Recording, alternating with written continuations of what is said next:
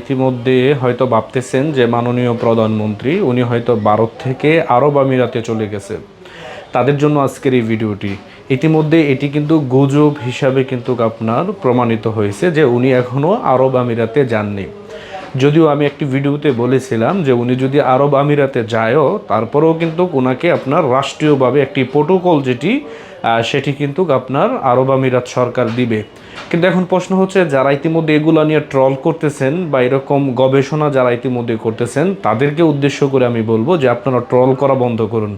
উনি যেই কোনো মুহূর্তে বাংলাদেশে ঢুকতে পারে, এবং কি এটি আসলে ওনাকে আনার জন্য আমরাই কিন্তু মরিয়া হয়ে উঠেছি সাধারণ জনগণ। ইতিমধ্যে সাধারণ জনগণ যেভাবে মুখে ওনারা বলতেছে যে শেখ হাসিনাকেই কিন্তু এই দেশে দরকার, এবং কি দ্রব্যমূল্যের যে ঊর্ধ্বগতি মানুষের সব কিছু নাগালের বাইরে চলে গেছে, মানুষের ক্রয় ক্ষমতার বাইরে চলে গেছে। ইতিমধ্যে আপনারা হয়তো জানেন যে এরকম দাম দিয়ে কিন্তু কেউ এত দাম দিয়ে মানে এক হালি ডিম কিন্তু কেউ কিনেনি, বা সবজির বাজারে যেভাবে আপনার দাম বৃদ্ধি পাচ্ছে, বা উনি যাওয়ার পরে বাংলাদেশ থেকে প্রায় 2টি পদ্মা সেতু নির্মাণের টাকা কিন্তু ইতিমধ্যে গায়েব হয়ে গেছে বাংলাদেশ থেকে।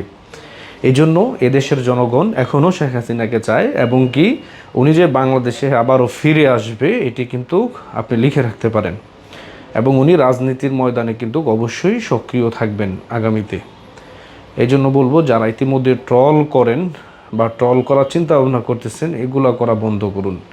এবং কি যারা না জেনে না বুঝে শুনে আপনারা এরকম কথাবার্তা বলতেছেন, আপনাদের অবশ্যই আমি মনে করি যে কিছু কিছু জিনিস বোঝার প্রয়োজন, যে রাজনীতি এমন একটা জিনিস যে কোনো সময় এর পরিবর্তন করতে পারে, এবং কি যে কোনো মুহূর্তে সময়ের পরিবর্তনে কিন্তু মানুষের ভাগ্যের চাকা কিন্তু ঘুরে যেতে পারে। ইতিমধ্যে আপনারা টাইম ম্যাগাজিনের একটি প্রতিবেদন হয়তো দেখতে পেরেছেন যে এই দক্ষিণ এশিয়ার আপনার পারিবারিক যেই আপনার রাজনৈতিক যেই বিষয়টা সেটা কিন্তু অনেকটাই গুরুত্বের সাথেই কিন্তু দেখে মানুষ। তার মানে আমাদের এই দক্ষিণ এশিয়ার মধ্যে পরিবারতান্ত্রিক যে রাজনীতিটা সেটি কিন্তু অনেকটা আপনার গভীর শিকড় এটি। এবং কি আপনি বিএনপি বলুন, যেমন বিএনপি থেকে শুরু করে সবাই কিন্তু তাদের পারিবারিক সূত্রে কিন্তু রাজনীতি থেকে তারা বেড়ে উঠেছে। যদি আমরা বলি আপনার বিএনপি জিয়াউর রহমানের আদর্শে আদর্শিত হয়ে কিন্তু অনেকে রাজনীতি করে এই পরিবারের সাথে সম্পৃক্ত হয়ে, ঠিক তেমনি শেখ মুজিবুরের আদর্শে মানুষ অনুপ্রাণিত হয়ে কিন্তু শেখ পরিবারের সাথে মানুষ রাজনীতিতে সম্পৃক্ত থাকে বা এই দলের কর্মী হিসাবে দেশে কাজ করে।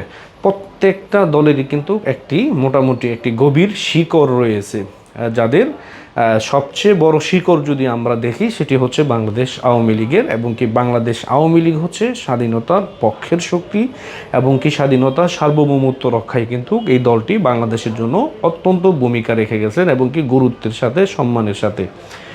এই জন্য বলবো, যারা ইতিমধ্যে শেখ হাসিনার ফেরাকে নিয়ে বা আরব আমিরাতে গিয়ে যাবে কিনা, বা উনি এখন ওখানে খাদ্দামা ভিসায় এখন ওখানে থাকতে হবে, এই বিষয়ে উনিকে আপনারা ট্রল করেন বা ট্রল করেছিলেন, আমি বলবো এটি ইতিমধ্যে গুজব হিসাবে কিন্তু প্রমাণিত হয়েছে। এবং কি উনি ভারতেই অবস্থান করবেন শেখ হাসিনা, এবং কি ভারতই তার কি করলে ভালো হবে, তার পরিবর্তন বা তার রাজনৈতিক বিষয়ে সব কিছুই কিন্তু আপনার তারা তদারকি করবে। এবং কি শেখ হাসিনা এমন কোনো ব্যক্তি না যে উনি আপনার হুজুকে সব কিছু করে ফেলবে, কারণ উনি রাজনীতির বিষয়ে আমি মনে করি যে একটি গুরুত্বপূর্ণ ব্যক্তি হচ্ছে শেখ হাসিনা, কারণ রাজনীতির খেলা উনি ভালো করেই কিন্তু খেলতে পারে। এটা আমাদের স্বীকার করতে হবে। দল করেন, বিরোধী দল করেন, যেটাই করেন, রাজনীতির ময়দানে কিন্তু শেখ হাসিনা অত্যন্ত গুরুত্বপূর্ণ একজন পার্সন আমি মনে করি। তো অবশ্যই এরকম গুজবে কেউ কান দিবেন না। ভালো থাকবেন, সুস্থ থাকবেন। জয় বাংলা, জয় বঙ্গবন্ধু।